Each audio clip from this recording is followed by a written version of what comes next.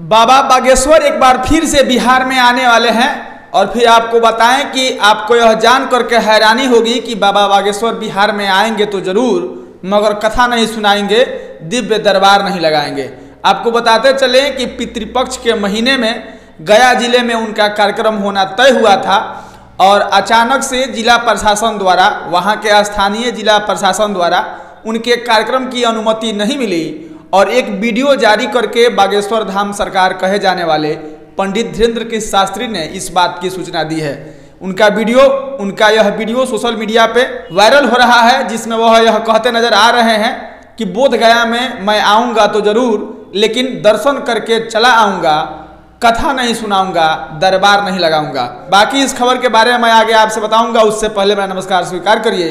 मेरा नाम मनमीत है और आप जनता न्यूज नेटवर्क देख रहे हैं। आपको बताते चले कि बिहार में एक बार बागेश्वर धाम सरकार पंडित धीरेन्द्र कृष्ण शास्त्री आए थे और उनके दरबार में, उनके कथा पंडाल में लोगों की संख्या इतनी बढ़ गई थी कि उनको खुले मंच से इस बात का अनुरोध करना पड़ा कि आप लोग जहां हैं, जिस घर में हैं, वहीं से मेरी कथा सुन लीजिए, लेकिन अब आप लोग पंडाल में मत आइए। गर्मी अपने चरम पे थी और गर्मी और धूप की वजह से कई लोगों का तबीयत भी खराब हो जा रहा था और बताया जाता है कि उनके पंडाल में लगभग 8 से 10 लाख लोगों की संख्या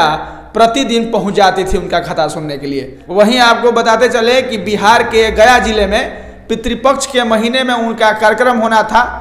उनका दिव्य दरबार और कथा पंडाल लगने वाला था, लेकिन जिला प्रशासन द्वारा इस बात की अनुमति नहीं मिली और फिर अनुमति नहीं मिलने पर पंडित धीरेन्द्र कृष्ण शास्त्री पितृपक्ष के महीने में गया आएंगे और फिर दर्शन करके चले जाएंगे। इस बात की सूचना उन्होंने सोशल मीडिया हैंडल से अपना एक वीडियो जारी करके बताया है। वहीं पंडित धीरेन्द्र कृष्ण शास्त्री के टीम के लोगों का कहना है कि बिहार में हम लोगों के साथ सियासत हो रही है और सियासत की जा रही है और इसी कारण से हम लोग का कथा वहाँ पे नहीं हो पाएगा और हम लोग वहाँ दर्शन करके वापस चले आएंगे। वहीं आपको बताएं कि गया के डीएम त्यागराजन ने बताया कि पहले मगध यूनिवर्सिटी के कैंपस में इस बात की अनुमति मांगी गई थी, हालांकि अनुमति को अभी स्वीकार नहीं किया गया था। इतने में इस जगह को चेंज करके और फिर कार्यक्रम में फेरबदल किया जा रहा था और मगध यूनिवर्सिटी के कैंपस से फेरबदल करके महाबोधि संस्कृति केंद्र बोध गया में शिफ्ट करने की भी अनुमति आने लगी। और जिला प्रशासन के समीक्षा के बाद, पितृपक्ष के मेला होने के बाद यह पाया गया कि पितृपक्ष के महीने में बिहार के सभी जिलों से और देश के अन्य राज्यों से भी लोग आएंगे, लाखों की भीड़ होगी और उस भीड़ में पंडित धीरेन्द्र कृष्ण शास्त्री का कथा होना, दिव्य दरबार लगना नामुमकिन है। और इसी को लेकर के पुलिसिया महकमा में और डीएम त्यागराजन के अपने पूरे आला अधिकारियों के साथ जो समीक्षा की गई है और इस समीक्षा में यह निर्णय लिया गया है कि पितृपक्ष के महीने में पंडित धीरेन्द्र कृष्ण शास्त्री का कथा होना या फिर दिव्य दरबार लगाने की अनुमति नहीं दी जाएगी। आपको बताएं कि पंडित धीरेन्द्र कृष्ण शास्त्री भी इस बात से नाराज नहीं है। कहीं भी अगर उनका कार्यक्रम होता है, कहीं भी अगर वह जाते हैं तो वहाँ की स्थानीय पुलिस, वहाँ की स्थानीय जिला प्रशासन इस बात की पुष्टि करती है कि अगर कोई नेता या मंत्री, प्रधानमंत्री, मुख्यमंत्री या फिर कोई धर्म गुरु कथा कहने के लिए जिस जगह पे आता है, वहाँ पे कड़ी सुरक्षा और चाक चौबंद रह सकता है कि नहीं। अगर इसमें जिला प्रशासन सफल होती हुई नजर आती है, तभी किसी कार्यक्रम, किसी नेता मंत्री के रैली का मंच लगता है, दरबार लगता है या फिर किसी धर्म गुरु का कथा पंडाल लगता है। पितृपक्ष का महीना है, चूंकि आप सभी जानते हैं कि पितृपक्ष के महीने के लिए बिहार का गया जिला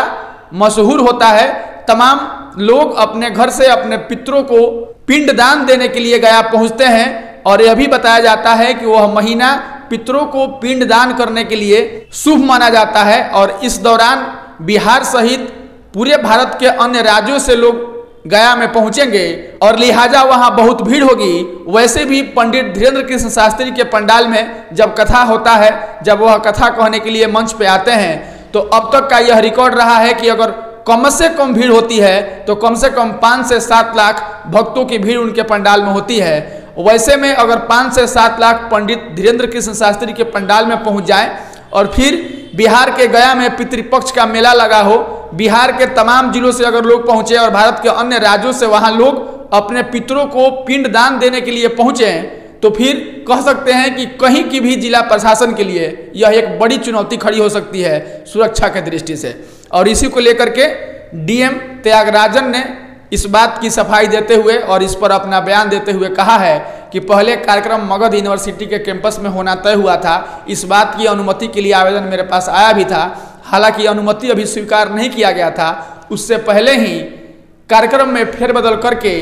और महाबोधि संस्कृति केंद्र बोध गया में शिफ्ट करने की भी अनुमति आ गई। और पुलिसिया महकमा में और तमाम आला अधिकारियों के बीच जब यह समीक्षा किया गया तो यह पाया गया कि पितृपक्ष के महीने में जिला प्रशासन जहां पितृपक्ष के मेले में सुरक्षा को लेकर के चाक चौबंद और मजबूती से खड़ी रहेगी, वहां पे धीरेन्द्र कृष्ण शास्त्री का कथा होना,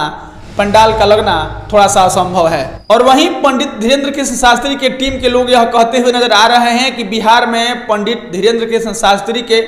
आने को लेकर के नहीं आने देने की साजिश की जा रही है और एक तरह से सियासत की जा रही है। गया के स्थानीय भाजपा के तमाम नेता यह कहते हुए नजर आ रहे हैं कि पंडित धीरेन्द्र कृष्ण शास्त्री का कार्यक्रम होने की अनुमति नहीं देना बिहार सरकार और बिहार के मुखिया को यह साबित करता है कि उनको पंडित धीरेन्द्र कृष्ण शास्त्री से डर लगता है और आने वाले चुनाव में चारों खाने चित्त होने वाली है बिहार की सरकार और बिहार के मुखिया। इसी वजह से पंडित धीरेन्द्र कृष्ण शास्त्री के कार्यक्रम का अनुमति नहीं दिया जा रहा है। बाकी वहां के कार्यकर्ता और वहां के नेता प्रशांत कुमार यह भी कहते हैं कि अगर पंडित धीरेन्द्र कृष्ण शास्त्री के कार्यक्रम का कथा पंडाल और दिव्य दरबार का